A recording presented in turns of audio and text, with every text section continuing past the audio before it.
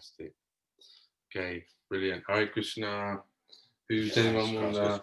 Okay. Om Jnana Timirandasya Jnananjana Salakaya Chakshuram Militam Yena Tasmai Shri Gurave Namaha Shri Chaitanya Manobhistam Sapitam Yena Bhutale Swayam Rupa Kadamayam Dadati Swapadantikam Vandeham Sri Guru Sri Kamalam Sri Gurun Vaishnavamscha Sri Rupam Sagrajatam Sagana Raghunatam Vitam Tam Sajivam Sadvetam Savadutam Parijana Sahitam Krishna Chaitanya Devam Sri Radha Krishna Padam Sadhana Lalita Sri Visakamritamscha Hey Krishna Karuna Sindhu Dinabandhu Jagatpate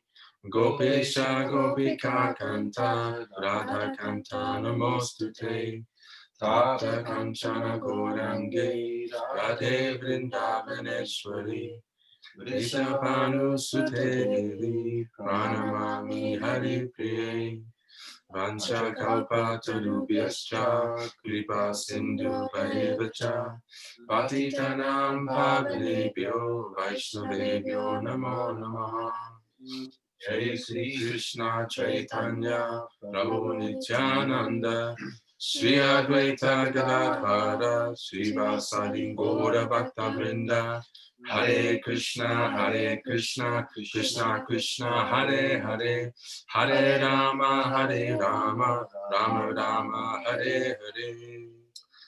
Namo Vishnu Padaya, Krishna Prastaya Bhutale, Srimati Bhakti Vedanta Swami Niti Namine, Namaste Saraswati Deve, Gauravani Pracharine, Nirvishesha Shunyavadi, Paschachadi Jatarine. Jai, Hare Krishna. So we'll read from chapter 11. Yeah. Does anyone, Adi Guru, would you like to start reading? Because you're okay. No. The new chapter. Yeah, chapter 11. The dream come true. Quote from Prabhupada. I planned that I must go to America. Generally, they go to London, but I did not want to go to London. I was simply thinking how to go to New York. I was scheming whether I shall go this way through Tokyo, Japan, or that way, which way is cheaper. That was my proposal. And I was targeting to New York always. Sometimes I was dreaming that I have come to New York. Srila Prabhupada. Writing was only half the battle. The other half was publishing. Both Bhaktivedanta Swami and his spiritual master wanted to see Srimad Bhagavatam printed in English and distributed widely. According to the teachings of Bhaktisiddhanta Saraswati, the most modern methods of printing and distributing books should be used to spread Krishna consciousness. Although many books of Vaishnava wisdom had already been perfectly presented by Rupa Goswami, Sanatana Goswami, and Jiva Goswami, the manuscripts now sat deteriorating in the Radha Damodar temple and other locations. And even the Gaudiya Math's printings of the Gaudiya Swami's works were not being widely distributed. One of Bhaktivedanta Swami's godbrothers asked him why he was spending so much time and effort trying to make a new commentary on the Bhagavatam, since so many great acharyas had already commented upon it. But in Bhaktivedanta Swami's mind, there was no question. His spiritual master had given him an order. Commercial publishers, however, were not interested in the 60-volume Bhagavatam series. And Bhaktivedanta Swami was not interested in anything less than a 60-volume parampara presentation of verses, synonyms, and purports based on the commentaries of the previous acharyas. But to publish such books, he would have to raise private donations and publish at his own expense. Radha Damodar Temple may have been the best place for writing Srimad Bhagavatam, but not for printing and publishing. For that, he would have to go to New Delhi. Among his Delhi contacts, Bhaktivedanta Swami considered Hitsaran Sharma a likely helper. Although when he had stayed in Mr. Sharma's home, Mr. Sharma had appreciated him more as a member of a genre than as an individual, at least Mr. Sharma was inclined to help sadhus, and he recognized Bhaktivedanta Swami as a genuinely religious person. Therefore, when Bhaktivedanta Swami approached him in his office, he was willing to help, considering it a religious duty to propagate Srimad Bhagavatam. Hitsaran Sharma was qualified to help for two reasons. He was a secretary to J.D. Dalmia, a wealthy philanthropist, and he was the owner of a commercial printing works, Radha Press. According to Mr. Sharma, Mr. Dalmia would not directly give money to Bhaktivedanta Swami, even if his secretary suggested it. Mr. Sharma therefore advised Bhaktivedanta Swami to go to Gorakhpur and show his manuscript to Hanuman Prasad Poddar, a religious publisher. Accepting this as good advice, Bhaktivedanta Swami journeyed to Gorakhpur, some 470 miles from Delhi. That's a good train ride, that is. Even such a trip as this constituted a financial strain. Bhaktivedanta Swami's daily ledger showed a balance of 130 rupees as of 8th of August 1962, the day he started for Gorakhpur. By the time he reached Lucknow, he was down to 57 rupees. Travel from Lucknow to Gorakhpur cost another 6 rupees, and the rickshaw to Mr. Poddar's home cost 80 paise. But the trip was well worth the cost. Bhaktivedanta Swami presented Mr. Poddar with his letter of introduction from Hitsaran Sharma and then showed him his manuscript. After briefly examining the manuscript, Mr. Poddar concluded it to be a highly developed work that should be supported. He agreed to send a donation of 4,000 rupees to the Dalmia Trust in Delhi to be used towards the publication of Sri A.C. Bhaktivedanta Swami's Srimad Bhagavatam. Indian printers do not always require full payment before they begin a job, provided they receive a substantial advance payment. After the job is printed and bound, a customer who has not made the complete payment takes a portion of books commensurate to what he has paid, and after selling those books, he uses his profit to buy more. Bhaktivedanta Swami estimated that printing one volume would cost 7,000 rupees, so he was 3,000 short. He raised a few hundred rupees more by going door to door throughout Delhi. Then he went back to Radha Press and asked Hitsaran Sharma to begin. Mr. Sharma agreed. Radha Press had already produced much of the first 2 chapters when Bhaktivedanta Swami objected that the type was not large enough. He wanted 12-point type, but the Radha Press had only 10 points. So Mr. Sharma agreed to take the work to another printer, Mr. Gautam Sharma of OK Press. In printing Bhaktivedanta Swami's Volume 1 of the first canto of Srimad Bhagavatam, OK Press printed 4 book pages twice on a side of one sheet of paper, 20 by 26 inches. But before running the full 1,100 copies, they would print a proof, which Bhaktivedanta Swami would read. Then, following the corrected proofs, the printers would correct the handset type and run a second proof, which Bhaktivedanta would also read. Usually, he would also find errors on the second proof. If so, they would print the third. If he found no errors on the third proof, they would then print the final pages. At this pace, Bhaktivedanta Swami was able to order small quantities of paper as he could afford it, from 6 to 10 reams at a time, ordered 2 weeks in advance. Even as the volume was being printed, he was still writing the last chapters. When the proofs were ready at OK Press, he would pick up the proofs, return to his room at Chippiwada, correct the proofs, and then return them. Sometimes, 14-year-old Kamp Vedi, who lived at the Chippiwada temple with his parents, would carry the proofs back and forth for the Swami. But in the last months of 1962, Bhaktivedanta Swami usually made a daily walk to OK Press. Nice service, isn't it? Carrying the books with Bhakti.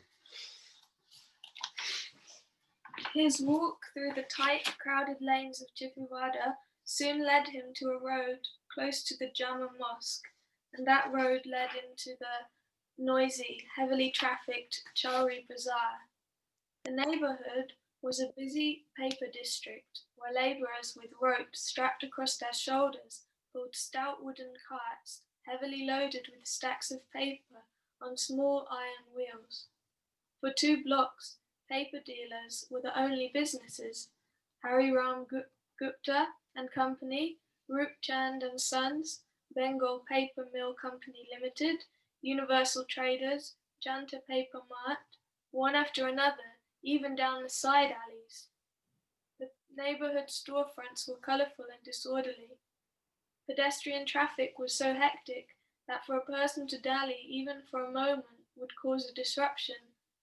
Carts and rickshaws carried paper and other goods back and forth through the streets. Sometimes a labourer would jog past with a hefty stack of pages on his head, the stack weighing down on either end. Traffic was swift, and an unmindful or slow-footed pedestrian risked being struck by a load protruding from the head of a bearer or from a passing cart.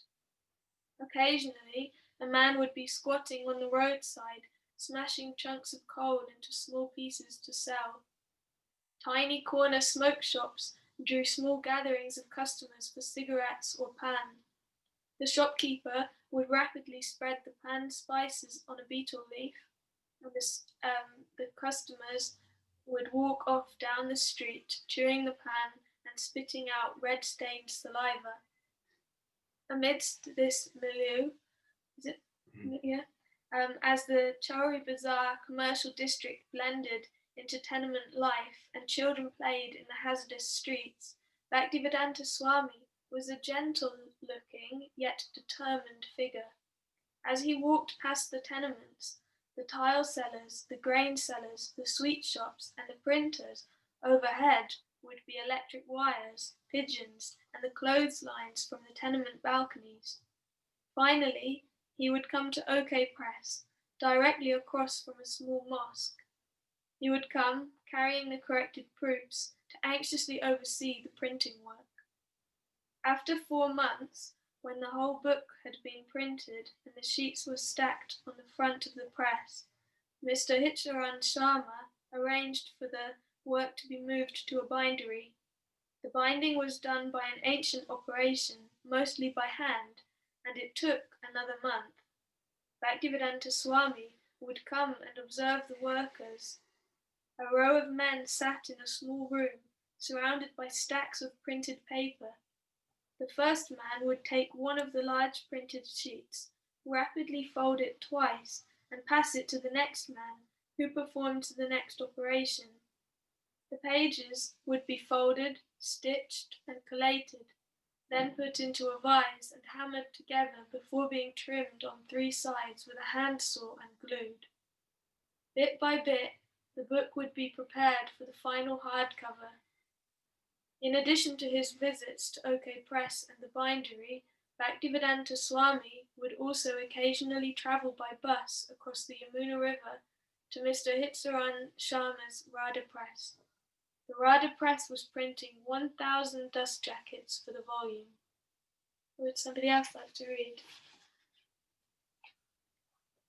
Sharma, Swamiji was going hither and thither. He was getting whatever collections he could and depositing them. He was always mixing with many persons, going hither and thither.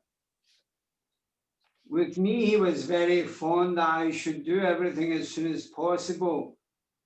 He had a great haste. He used to say, time is going, quick, do it. He would be annoyed with me also and would have me do his work first. But I was in the service of Dalmi and I would tell him, your work has to be secondary for me. But he would say, now you have wasted my 2 days. What is this, Sharmaji?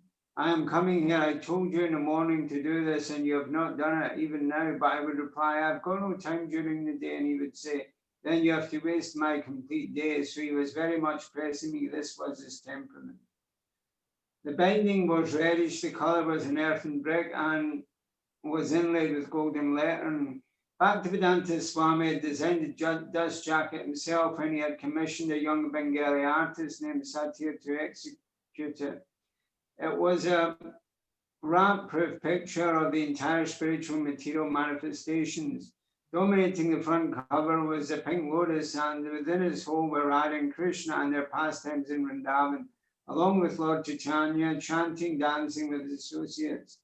From Krishna's lotus planet emitted the yellow rays of right, and the effulgence were many spiritual planets spinning like many suns. Sitting within each planet was a four-armed form of Narayan, each with name letter beneath the planet, Trivikram, Kesava, Purushotama, and so on. Within an oval at the bottom of the front cover, Mahavishnu was exhaling the material universes. On the inside cover was Bhaktivedanta's explanation of the cover and illustration. When printing and binding were completed, there were 1,100 copies. Bhaktivedanta Swami would receive 100 copies, and a printer would keep the balance. From the sale of the 100 copies, Bhaktivedanta Swami would continue to pay off his debt to the printer and binder. He would receive another supply of books. This would continue until he had finished paying the debt. His plan was then to publish a second volume from the profits of the first, and his third volume from the profits of the second. Canterbury went to pick up the first 100 copies. A hired man who put the books in large baskets, placed them on his hand truck, and then hauled them through the streets to the Chippewa temple, where Bhaktivedanta Swami stacked him in his room on a bench. Bhaktivedanta Swami went out alone to sell his books and present them to important people. Dr. Radha Krishna, who gave him personal audience, agreed to read the book and write his opinion. Hanuman Prasad Poddar was the first to write a favorable review. It is a source of great pleasure for me that a long cherished dream has materialized and is going to be materialized with this and would-be publication. I thank the Lord that due to his grace, his publication could see the light. Bhaktivedanta Swami went to the major libraries, universities, and schools in Delhi, where the librarians found him calm, quiet, noble, polite, scholarly, with a Pacific glow in him. Traveling on foot, he visited school administration offices throughout Delhi and placed copies in more than 40 schools in the Delhi area. The Ministry of Education, which had previously denied him assistance, placed an order for 50 copies for selected university and institutional libraries throughout India. The ministry paid him 600 rupees plus package and posting charges. Bhaktivedanta Swami mailed the books to the designated libraries. The US Embassy purchased 18 copies to be distributed in America through the Library of Congress. The institutional sales were brisk, but sales slowed. As the only agent, Bhaktivedanta Swami, now spending hours just to sell a few copies, was eager to print the second volume. Yet until enough money came from the first, he would not print. In the meantime, he continued translating and writing purports. Writing so many volumes was a huge task and would take many years. And at his present rate, with sales so slow, he would not be able to complete the work in his lifetime. Although there were many who took part in the production of the book and still others who became customers, only Bhaktivedanta Swami deeply experienced the successes and failures of the venture. It was his project and he was responsible. No one was eager to see him writing prolifically, and no one demanded that it be printed. Even when the sales slowed to a trickle, the managers of OK Press were not distressed. They would give him the balance of his books only when he paid for them. And since it was also he who had the burden of hiring OK Press to print a second volume, the pressure was on him to go out and sell as many copies of the first volume as possible. For Hanuman Prasad Poddar, the volume had been something to admire in passing. The Hitsaran Sharma had been something he had attended to after his day's work for Mr. Dalmia. For the boy who lived at Chippewa, the book had meant a few errands. For the paper dealers, it had meant a small order. For Dr. Radha Krishna, it had been but the slightest, soon forgotten matter in a life crammed with national politics and Hindu philosophizing. But Bhaktivedanta Swami, by his full engagement in producing the Bhagavatam, felt bliss and assurance that Krishna was pleased. He did not, however, intend for the Bhagavatam to be his private affair. It was the sorely needed medicine for the ills of Kali Yuga, and it was not possible for only one man to administer it. Yet he was alone, and he felt exclusive pleasure and satisfaction in serving his Guru and Lord Krishna. Thus his transcendental frustration and pleasure mingled. He will strengthened, and he continued alone. The spiritual master, the previous spiritual masters, and the Vedic scriptures all assured him that he was right. If a person got a copy of the Bhagavatam and read even one page, he might decide to take part in Lord Chaitanya's movement.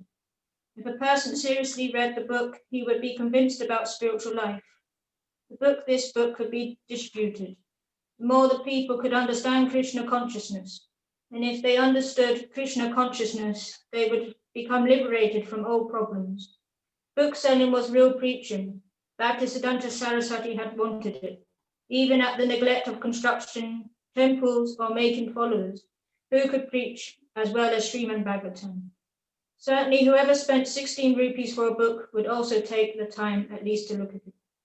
In the months that followed, Bhaktisiddhanta Swami received more favorable reviews. The prestigious Adya Library Bulletin gave a full review, noting the editor's vast and deep study of the subject, and concluding further volumes of this publication are eagerly awaited. His scholarly godbrothers also wrote their appreciations. Swami Bon Maharaj, rector of the Institute of Oriental Philosophy in Vrindavan, wrote, "I have nothing but admiration for your bold and practical venture. If you should be able to complete the whole work, you will render very great service to the cause of Prabhupada, Srila Bhaktisiddhanta Saraswati, Goswami Maharaj, Sri Chaitanya Mahaprabhu, and the country also. Do it and rest assured there will be no scarcity of resources." Bhakti Saranga Maharaj wrote a full review in his Sarjanata Sani. "We expect that this particular English version of Srimad Bhagavatam will be widely read, and thereby spiritual poverty of people in general may be removed forever. At a time when we need it very greatly, Srimad Bhaktisiddhanta Swami has given us the right thing. We recommend this publication for everyone's serious study." Sri Vishwanath Das, governor of Uttar Pradesh, commended the volume to all thoughtful people, and an economic review praised the author for attempting a tremendous task. At a time when not only the people of India but those of the West need the chastening quality of love and truth in the corrupted atmosphere of hate and hypocrisy, a work like this will have uplifting and corrective influence. Okay? Okay, I can read. Dr. Zakir Hussain, Vice President of India, wrote, "I have read your book, Srimad Bhagavatam, with great interest and much profit. I thank you again for the kind thoughts that must have prompted you to present it to me. The favourable reviews, although Bhaktisiddhanta Swami could not pay the printer with them, indicated a serious response. The book was valuable, and subsequent volumes would earn the series even more respect. By Krishna's grace, Bhaktisiddhanta Swami had already completed many of the translations and purports for Volume 2.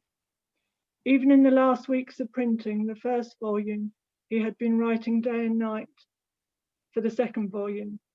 It was glorification of the Supreme Lord Krishna, and therefore it would require many, many volumes. He felt impelled to praise Krishna and describe him in more and more volumes. Srila Bhaktisiddhanta Saraswati had said that the presses of the world could not print fast enough the glories of Krishna and the spiritual world that were being received at every moment by pure devotees. Bhaktisiddhanta Swami decided to return to Vrindavan for several months of intensive writing on Volume 2. This was his real business at Radha Damodar Temple. Vrindavan was the best place for writing transcendental literature that had already been demonstrated by the Vaishnava acharyas of the past. Living in simple ease, taking little rest and food, he continually translated the verses and composed his Bhaktivedanta purports for Volume 2. After a few months, after amassing enough manuscript pages, he would return to Delhi and once again enter the world of publishing. In Volume 1, he had covered the first 6.5 chapters of the first canto. The second volume began on page 365 with the 8th verse of the 7th chapter. Bhaktivedanta Swami wrote in his purport that the Srimad Bhagavatam was meant for Paramahamsas, persons engaged purely in self-realization. Yet, he wrote, it works into the depths of the heart of those who may be worldly men. Worldly men are all engaged in the matter of sense gratification, but even such men also will find in this Vedic literature a remedial measure for their material diseases. Bhaktivedanta Swami returned to Delhi to raise funds for printing Volume 2. When he visited a prospective donor, he would show the man Volume 1 and the growing collection of reviews, explaining that he was asking a donation not to support himself, but to print this important literature. Although for the first volume he had received no donations equal to the 4,000 rupees he had received from Mr. Poddar, an executive in the L&H sugar factory gave a donation of 5,000 rupees for Volume 2. Does anyone else want to read?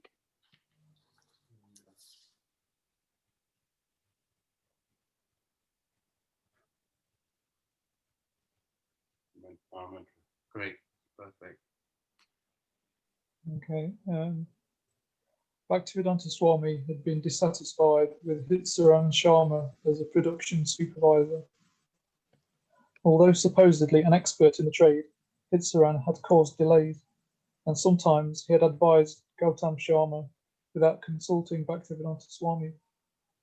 The work on Volume 1 had slowed and even stopped when a job from a cash customer had come up, and Bhaktivedanta Swami had complained that it was Hitsaran's fault for not giving money to OK Press on time. For Volume 2, Bhaktivedanta Swami decided to deal directly with OK Press and supervise the printing himself. He spoke to Gautam Sharma and offered a partial payment. Although the majority of the copies of Volume 1 were still standing on their printing floor, Bhaktivedanta Swami wanted OK Press to begin Volume 2. Gautam Sharma accepted the job. It was early in 1964 when Volume 2 went to press, following the same steps as Volume 1. But this time, Bhaktivedanta Swami was more actively present, pushing. To avoid delays, he purchased the paper himself. At Sidhumal and Sons Paper Merchants, in the heart of the paper district, he would choose and order his paper, and then arrange to transport it to OK Press. If the order was a large one, he would have it carried by cart. Smaller orders he would send by rickshaw or on the head of a bearer. In his preface to the second volume, Bhaktivedanta Swami expressed the apparent oddity of working in Delhi while living in Vrindavan. The path of fruitive activities, i.e. to say the path of earn money and enjoy life, as it is going on generally, appears to have become also our profession, although we have renounced the order of worldly life. They see that we are moving in the cities, in the government offices, banks, and other business places for promoting the publication of Srimad Bhagavatam. They also see that we are moving in the press, paper market, and amongst the bookbinders, also away from our residence at Vrindavan.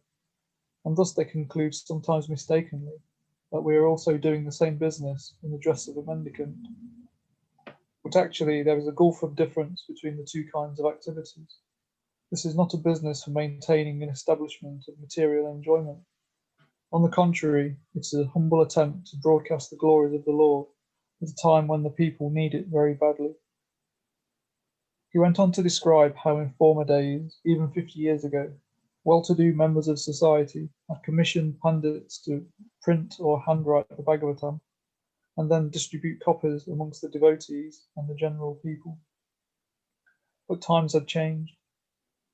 At the present moment, the time is so changed that we had to request one of the biggest industrialists of India to purchase 100 copies and distribute them, but the poor fellow expressed his inability.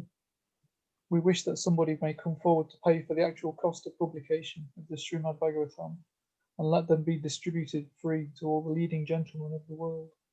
But nobody is so far prepared to do this social uplifting work. After thanking the Ministry of Education and the Director of Education, distributing copies to institutions and libraries. Bhaktivedanta Swami again stated his predicament before his reading public. The problem is that we must get some money for completing the work, which is admittedly a mighty project. The sales proceeds are being employed in promotional work and not in sense gratification. Herein lies the difference from the fruitive activities. And for all this, we have to approach everyone concerned just like a businessman. There is no harm to become a businessman if it is done on account of the Lord, as much as there is no harm to become a violent warrior like Arjuna or Hanumanji, if such belligerent activities are executed to satisfy the desires of the Supreme Lord. So even though we are not in the Himalayas, even though we talk of business, even though we deal in rupees and paisa, still, simply because we are 100% servants of the Lord and are engaged in the service of broadcasting the message of his glories, certainly we shall transcend and get through the invincible impasse of Maya and reach the effulgent kingdom of God to render him face-to-face eternal service in full bliss and knowledge. We are confident of this factual position, and we may also assure to our numerous readers that they will also achieve the same result simply by hearing the glories of the Lord. May someone take over? Hare. On receipt of the first copies of the second volume, another 400-page cloth-bound brick-coloured Srimad Bhagavatam with the same dust jacket as Volume 1, Bhaktivedanta Swami made the rounds of the institutions, scholars, politicians, booksellers. One Delhi bookseller, Dr. Manoharlal Jain, had particular success in selling the volumes. Manoharlal Jain. He would come to me for selling his books. He would come often. He used to chat with me for 1 or 2 hours. He had no other business except selling his books as much as possible. We would discuss the difficulties he was having and also many other things, yoga, Vedanta, other religious aspects of life. His problem was distributing his work, because it was a big publication. He had planned to publish it in many volumes. Naturally, I told him it was not possible for any individual bookseller or publisher here to publish it and invest money in it. So that was a little bit of a disappointment for him, because he could not bring out more volumes. But my sales were very good because this was the best translation, Sanskrit text with English translations. No other such edition was available. I sold about 150 to 200 copies in about 2 or 3 years. The price was very little, only 16 rupees. He had published his reviews, and he had a good sell, a good market. The price was reasonable, and he was not interested in making money out of it. He was printing in English for the foreigners. He had good command of Sanskrit as well as English. When we met, we would speak in English, and his English was very impressive. He wanted me to publish, but I didn't have any presses, and no finances. I told him frankly that we would not be able to publish it, because it was not 1 or 2 volumes, but many. But he managed anyhow. I referred him to Atmaram and Sons. He also used to go there. He was a great master, a philosopher, a great scholar. I used to enjoy talks. He used to sit with me for 1 or 2 hours, as much as he could afford. Sometimes he would come in the morning, 11 or 12, and then sometimes in the afternoon. He used to come in for money. How many copies are sold? So I would pay him. Practically, he was not doing very well with finances at the time. He only wanted that his books should be sold to every library and everywhere where people are interested in it. We used to catalogue every month, and I would advertise his book. Orders would be coming from all over the world, so at least for me, the sales were picking up. If I sold 100 copies of the first volume, then I figured the second volume would be sold in the same number. Naturally, but definitely those who sold those who would take the first volume would also take volume 2, because it was institutional, and the institutions always try to complete their set. He used to discuss with me how the volumes can be brought out and how many it would take to complete the Srimad Bhagavatam. He was very much interested in bringing out the whole series. In January of 1964, Bhaktivedanta Swami was granted an interview with Indian Vice President Zakir Hussain, who, although a Muslim, had written an appreciation of Bhaktivedanta Swami's Srimad Bhagavatam. As Dr. Hussain cordially received the author at the presidential palace, Bhaktivedanta Swami spoke of the importance of Srimad Bhagavatam in the cause of love of Godhead. But Dr. Hussain wanted to know how love of Godhead could help humanity.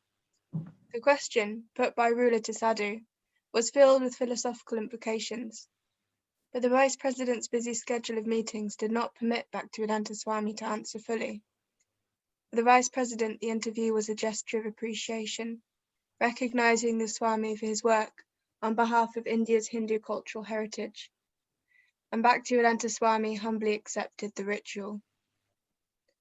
Later, however, he wrote Dr. Hussain a long letter, answering the question he had not had time to answer during their brief meeting. Muslims, also admit, he wrote, that there is nothing greater than Allah. The Christians also admit that God is great.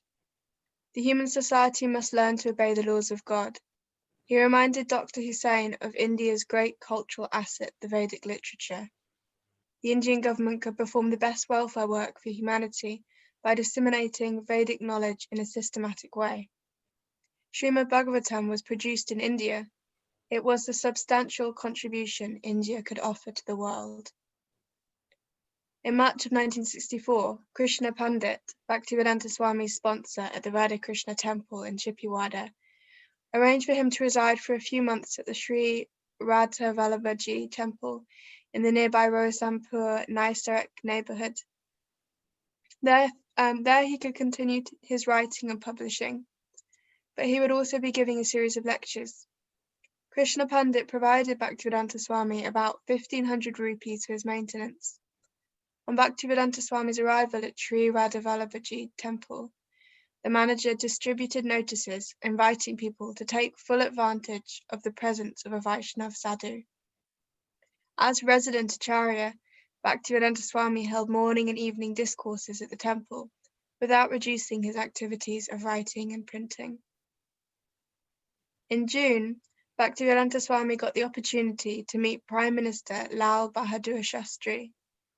The meeting had been arranged by Doladram Khanna, a wealthy jeweler who was a trustee of the Chippiwada temple and had often met with Bhaktivedanta Swami there. An old friend of Prime Minister Shastri's since his youth, when they had attended the same yoga club, Dr. Khanna arranged the meeting as a favour to Bhaktivedanta Swami. Let the Prime Minister meet a genuine sadhu, Mr. Khanna thought. It was a formal occasion in the gardens of the Parliament building, and the Prime Minister was meeting a number of guests.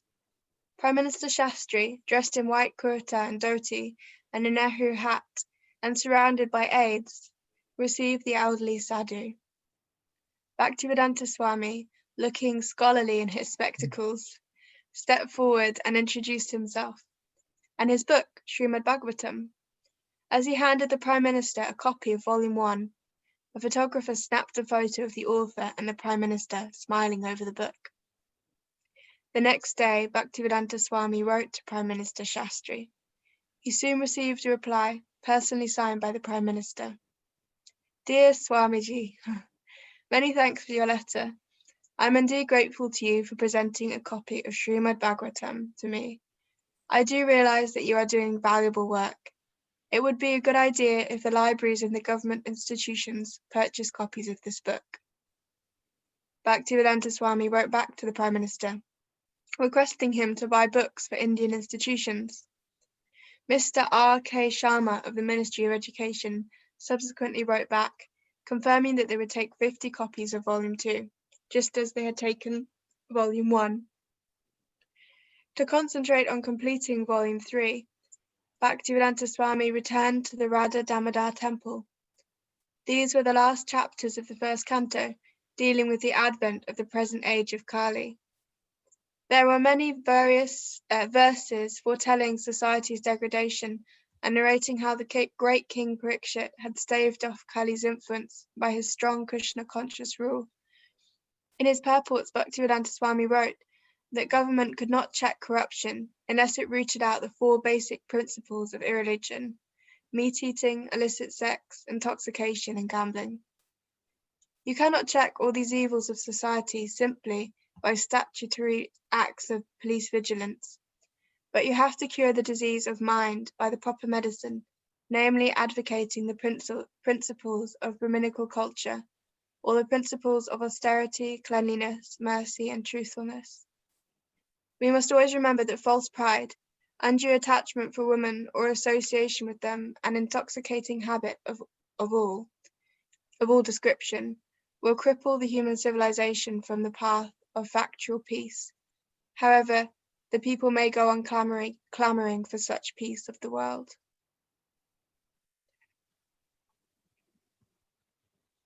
Hare Krishna. I think that's probably a good place to pause. I think we're probably about halfway through that chapter thereabouts. So thanks. Everyone got a chance to read, right? We didn't miss anyone out, no. And Cecilia, we didn't know you were there earlier. Sorry about that. We didn't say hello to you. Nice to see you. You were hiding. So yeah, sorry. Good to see you. Thanks for reading as well. Very nice. Great. And so I don't know if anyone's got any questions or comments or anything like that. Go to that old part of Delhi. I go to that old part of Delhi, and it's one of my favorite places in the world. It's extremely busy, and I go there to buy sandalwood oil and stuff. There's a really old shop there, and it's really old Delhi. It's really, really great. And ISKCON just bought that Chippiwada temple. You have to go up in these tiny little stairway, and it's all, hidden away upstairs, this tiny little temple, and now it belongs to ISKCON. And if you go there, they'll cook you prasadam, and they'll insist on you staying for lunch. And it's just a stone's throw from this incense shop where I buy the sandalwood oil. And Prabhupada used to go there and buy his incense sticks. Oh, no. And the old man remembers him. Wow. So I love going there. It's fantastic. But on the main road, just down, it's what's it called? I can't remember the name right now. But it's the busiest road on the planet.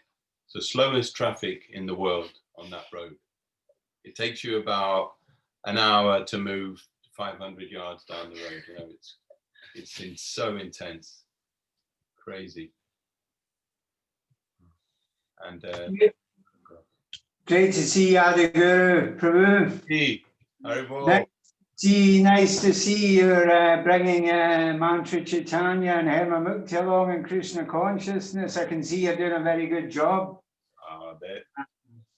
Yeah, they're fired up, aren't they? They're nice association. Yeah, this morning when I got up, I thought, okay, it's Tuesday, and I thought, okay, there's something nice about Tuesday. I was like, there's something like really good about a Tuesday.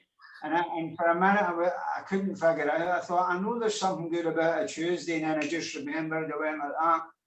Lilamrta reading that's what's good about a Tuesday. So it's good to feel like that in the morning. It's like something's going to happen today. There's something really good about today. So this week I remembered, because last week I forgot. It's like, how could I forget? Because it was fired up all the weeks before. It was like, one of the main events of the week. But last week for some reason I forgot. It's like. It was nice reading tonight, and when that last lady was reading, I was like, when it just came to the bit where the Prime Minister's letter came back, I was thinking, I hope she isn't going to stop before that. She can't stop now. She's got to read that bit. It's like Prabhupada's books are like that, innit? You read them and you're like, you just can't put them down really. I just got to read this one page more, So yeah, very nice reading and very nice association. Everybody, nice to see Lucy and Mantra Chaitanya and the other devotees. I don't know their names, but very nice reading. Thanks very much. Hare Thank you Krishna. very much. We were thinking a similar thing actually, but we had to go to London to give this. We had to give a talk at this place in London, and it was in North London, and it was like the talk was in the afternoon. So then you've got to get home and beat the rush hour traffic and all this. We were trying to figure it out, and we were like, do you know what? We might just have to message everyone and just say we can't. You know, like tonight just might not happen. Didn't want to do that. It's like, what a dilemma to be, you know, it's just like, we can't do that because everyone wants to do it. And then we want to, you know, and then we just suddenly, like, Krishna gave us that inspiration. Hang on a minute, we were going to see Adi anyway in the morning.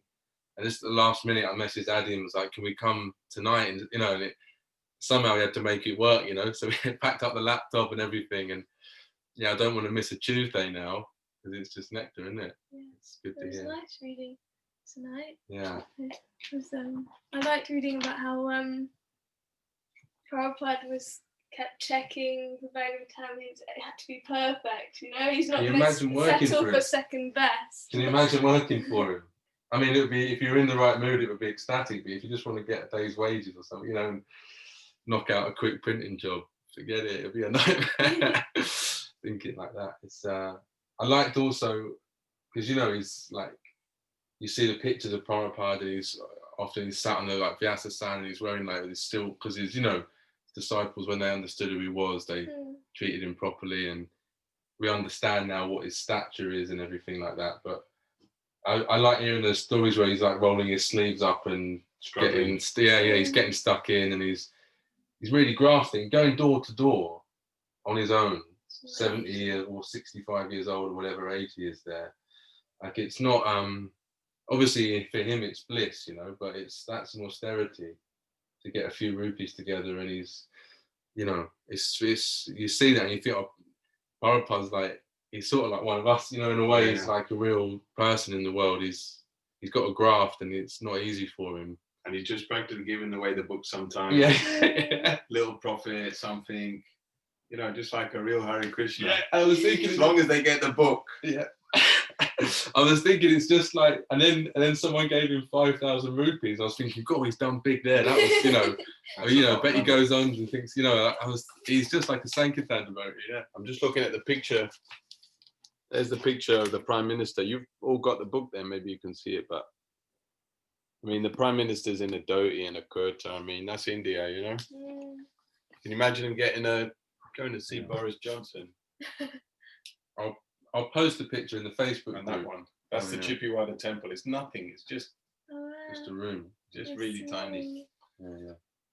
I think that was Prabhupada's appeal, though, wasn't it? He was one of us and people could talk to him like a person, you know, because I don't know if anybody's noticed, but when I'm out on the street distributing books, if I'm acting like I'm one of them, if people can relate to me, they take books and give money, you know. If you think you're a bit above them and a bit better than them, it's just like, you know, they just blank you, you know. But I think that's Prabhupada's appeal, really. He was such a high spiritual person that he could sit and laugh and talk and like just be one of us sort of thing, you know, and we could still relate to him. And yeah, I noticed when I do the same on books, it's like if I'm just one of them, then people like that, you know, they like, you know, someone they can relate to, you know. So it's a good point there, Mantra Chaitanya. I thought that Prabhupada, you know, when he rolls his sleeve up and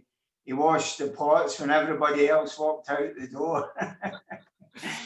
I mean, we all have to do that at times, don't we? You know, it's like, oh my God, you know, everybody's gone and I've left such a mess, you know. It's like, oh, well, the nice guys anyway, I'll just clean up, you know.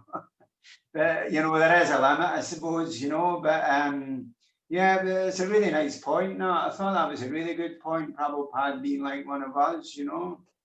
Thanks, Maria. Yeah, it's I was thinking, like, when, you know, when the devotees got him his dictating machine, you know, the dictaphone, he was typing it all out on like one finger, and the early devotees figured out a system. Prabhupada could use a dictaphone and then someone could type it up for him. and they gave him the dictaphone, and they had all this big instruction manual and stuff like that. And Prabhupada took it out of the box and just Figured it straight out. away worked it within a few seconds. And the devotees thought it was some like mystic siddhi because they thought it was just this from a village or or something. And he's like a Calcutta boy, He's more New York than all the New Yorkers are in a way. You know what I mean? He can handle the hustle and everything. Yeah. I read a story as well. Prabhupada went to one of his disciples went to him and he says, Prabhupada, I find it so difficult to control my tongue. And Prabhupada says, I know, I've got one too, So stories like that, he wasn't like, you're a rascal, start chanting better, start reading the Bhagavad Gita, you better get your act together. He was just like, oh, I've got a tongue too, I know. So yeah, it's very endearing, huh? And Prabhupada, he quotes at the beginning of that chapter about how, where we read, he's dealing with the world of money and men, and he's not in Vrindavan just trying to deliver himself, but he's trying to deliver the world. And it wasn't on a plate. He had to work for how many years before, like 59, he took sannyas. He went to Radha Damodar for like 10 years, basically. He's struggling before he got on that boat to America. Krishna didn't just give him a success. It wasn't automatic. He's not like some kind of super being that just everything happens automatically. He had to work for it.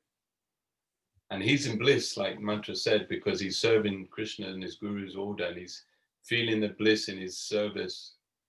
But it wasn't easy at all. And later on, he gets hit by the car and he's hardly got any money. It's amazing.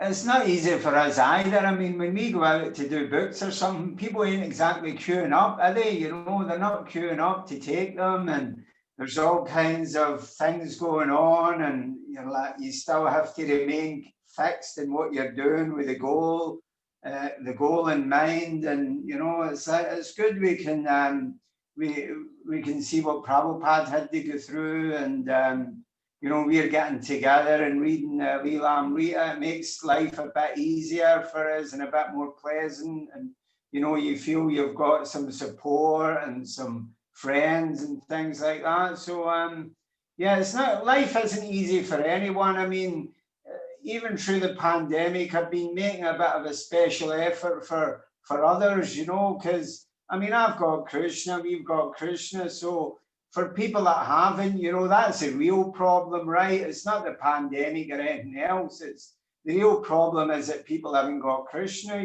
So I've been trying to make a wee bit of an extra effort for those who haven't, because Prabhupada says that Krishna consciousness is spread with the kirtan that goes out from the temple, from the love from the kirtan that goes out from the temple.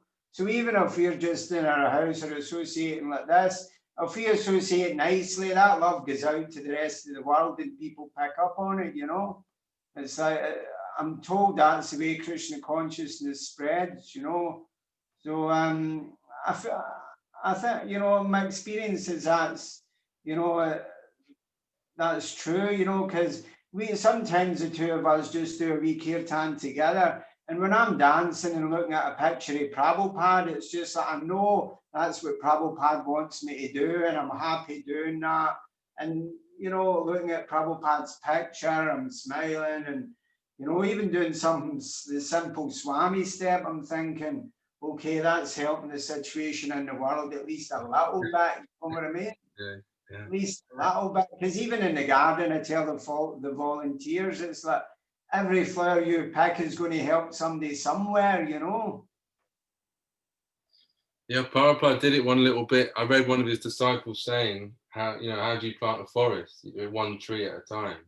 Yeah. Prabhupada went out and he's through being humble, personal with people, one person at a time, he won them over. It wasn't some big, like generic, impersonal mass, thing. It was like one person at a time, he won them over. So, yeah, I don't know. Thank you. Sorry, back to Vinod Prabhu, Adi. Thank you. I don't know if anyone else has any quick reflections or questions. Or Just Brandon always has. no, just a little one from me that I really like the discussion that was going on about Prabhupada's more relatable, like almost human side. And if one thing came to mind of like a question I used to ask quite often years back of like, does the Lord know how we suffer? Like almost like we have our sufferings to bear in this world, but the Lord's just in bliss. He's in, he's having his Leela like totally ecstatic. Is he far removed from how we have our experiences? Does he relate to us in that way? And a nice thing about Prabhupada's pastimes and also things like the Ramayana, which is just like intense grief, the whole like beginning from end, the little up cycles where it's just so much grief.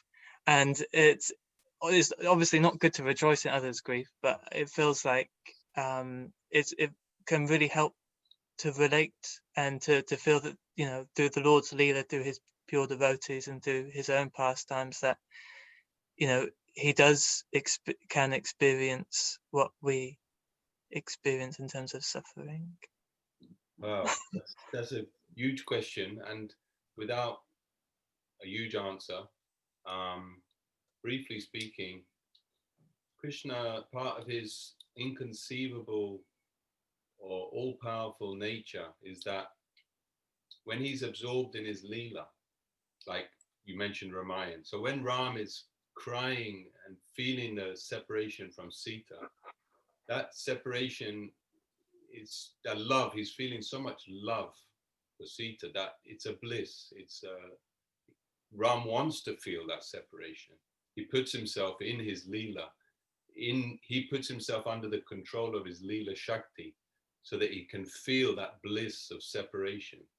So anything in the Lord's Leela, both for the devotees and for the Lord, is full of bliss because they're feeling so much love in their heart. And whether they're united or separated, that love comes out as so-called distress or happiness, but it's both love. It's both a feeling of love. So it's very blissful.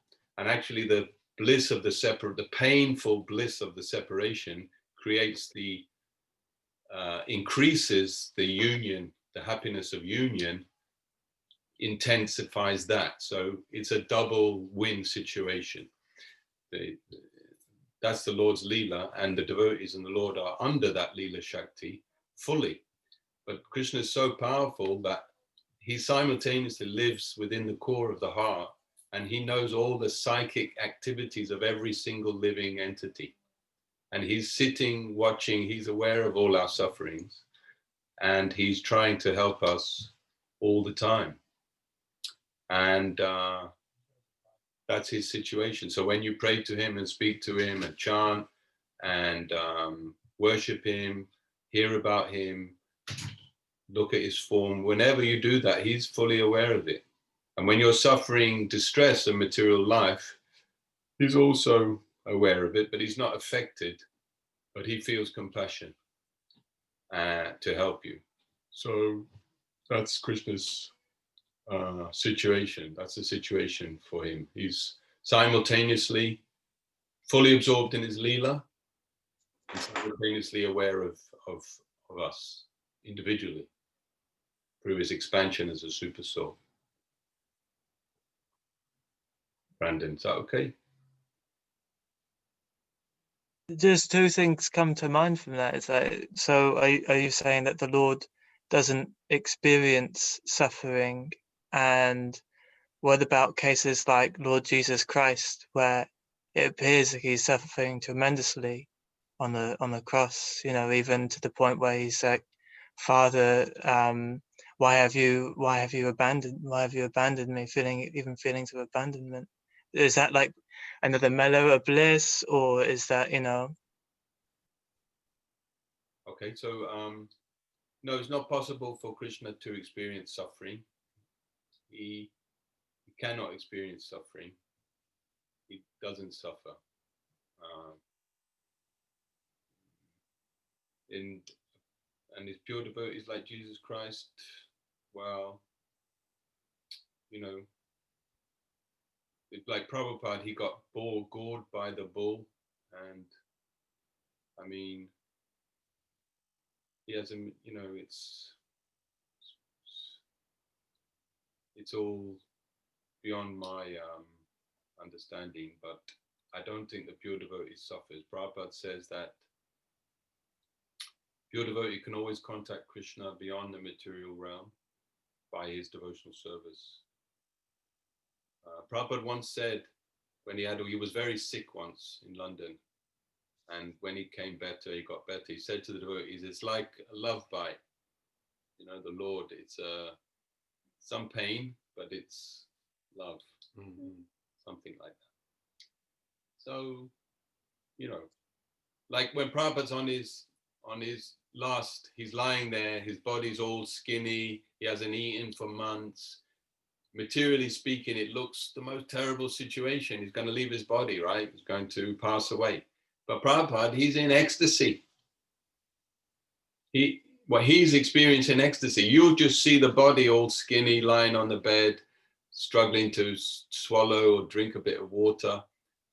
But he's experienced ecstasy. So similar to Christ, you know, he may have been experiencing deep ecstasy. And his prayers are that Lord's abandoned him. It's all just reciprocation of love. But they're advanced, you know, I mean, they're self-realized souls. I was just thinking when you talk about suffering, as far as I understand it, when you talk about suffering, that means forgetfulness of Krishna. So when Lord Jesus Christ suffers, but he says to Krishna, "Oh, have you just abandoned me?" So that isn't, in that sentence, he's talking to God, he's talking to Krishna. So that isn't suffering, technically, although it appears to be.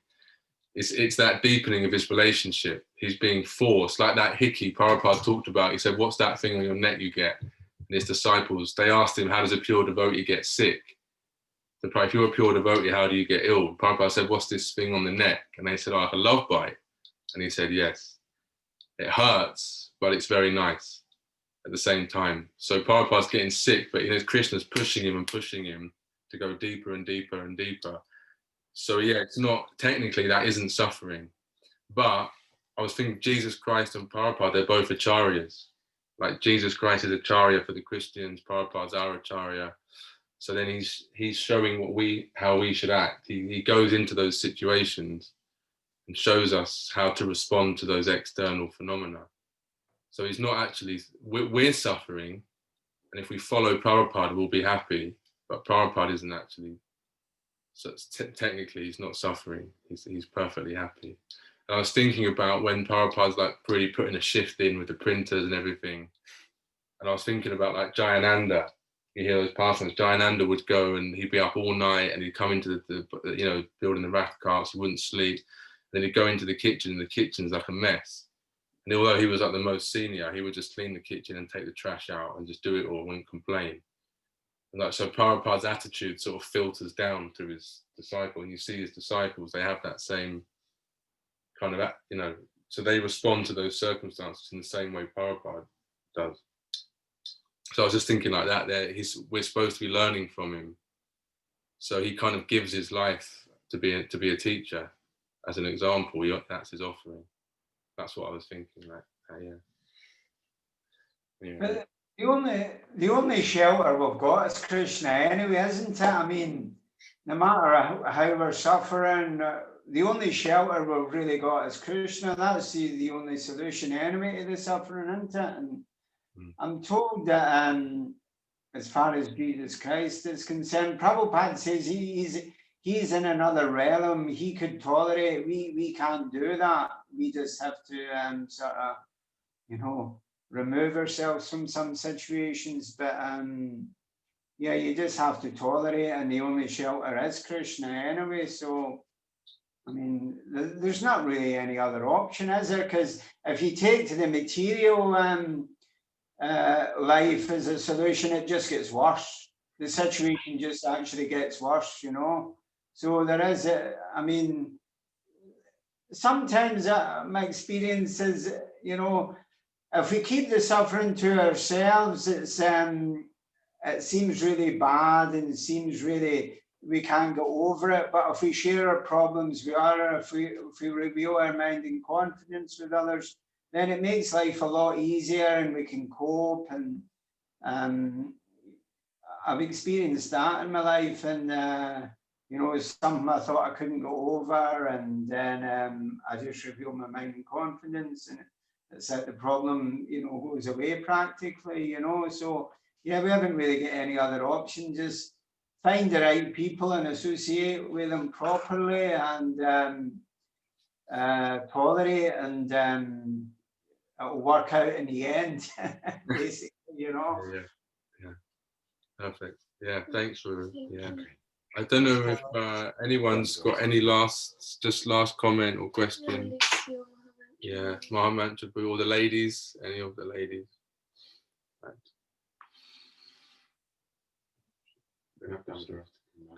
Okay. Hope you're all having Dhammadarastakam.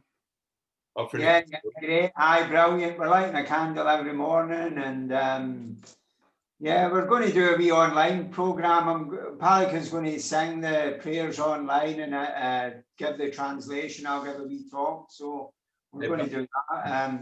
Bhakti, I'd just been in New Mayapur in France, and they had 30 woofers, 30 workaways there. Yeah, great. Yeah. I was told. Yeah, someone told me that already. Yes. Yeah, we were there in 2015, and I loved the place. I thought it was nice. I really liked the deities. I really liked the Krishna Balaram deities, and yeah, it was we had a nice visit there. We didn't stay long, but yeah, it's nice to see people growing and people going to the temple, and yeah, it's great. It's what Prabhupada wanted, isn't it? The farm community is established after the books. The farm communities, right? So there's a lot of work to do there, I can tell you. It's very pleasant. I mean, I think a lot of devotees, if they don't grow food, they don't get, you know, take part in the whole process of growing and offering and serving the food. They're kind of missing out, you know. I feel people are missing out a bit if they don't take part in that, at least to some extent, you know.